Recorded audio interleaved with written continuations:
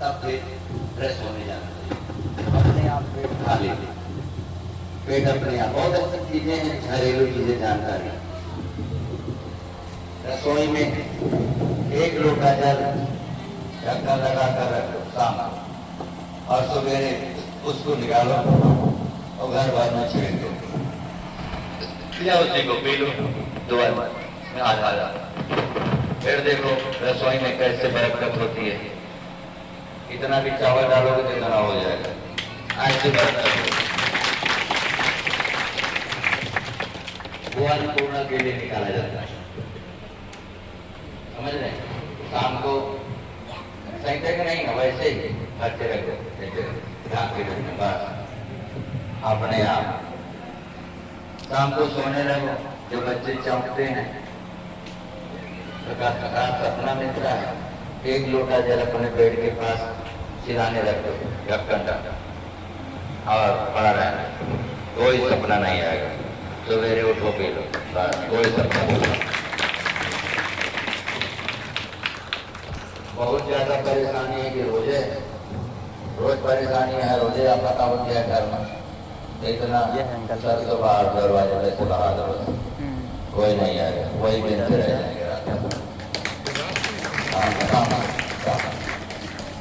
ये सब सरलता के उपाय समझ।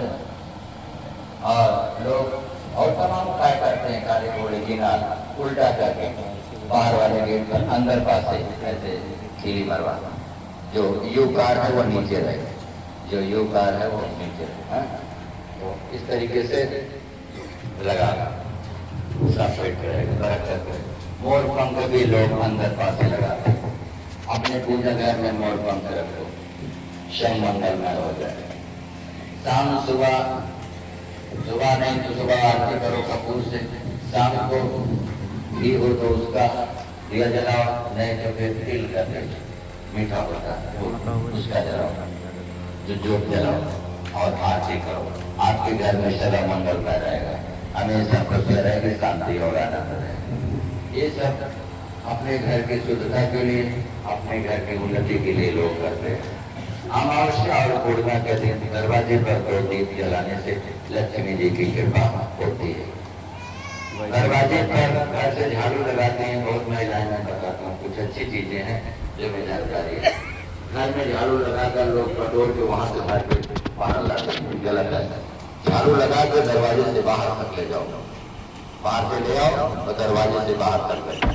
मान लो आपका घर बेसमेंट में है या डेहरी बनी है, मजबूरी है कि वही भरना पड़ेगा, तो उसे भरकर बाहर फेंकिए, लेकिन तुरंत वहां पानी का छिड़काव कर दीजिए, तो उससे शुद्धता होगी, आपका घर सही रहेगा। समझ में आया? बाहर झाड़ू लगाने के बाद, जैसे मेरा दरवाजा, बाहर झाड़ू लगाने के बाद यहाँ पर जल का छिड़काव तुरंत करिए।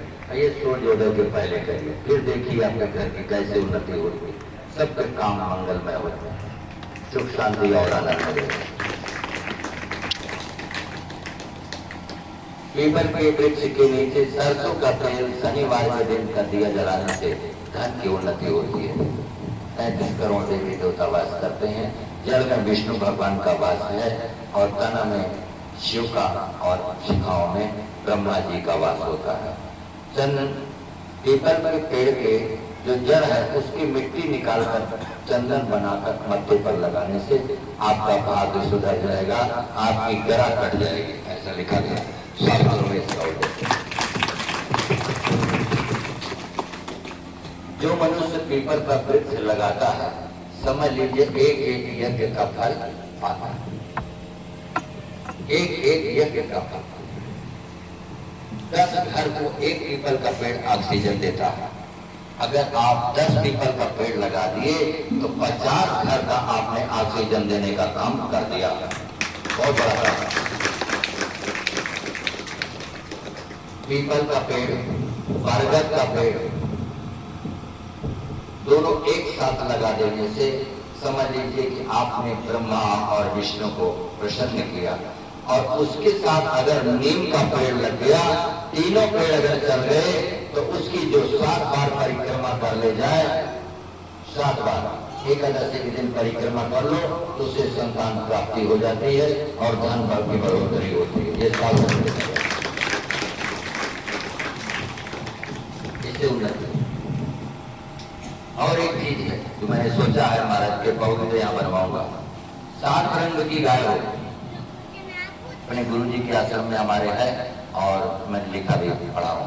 7 रंग की गाय हो, 7 दूध देती हो और उन्हीं के दूध, दही, घी और टट्टी और पेशाब का रस, पंचगव्य जानते हैं आप, उसका पंचगव्य बनाकर जो पान करे और 7 दिन रोज सुबह 7 गायों का चरण छू करके और मत्था टेक कर प्रणाम करे, उसके भाग्य बन जाते हैं।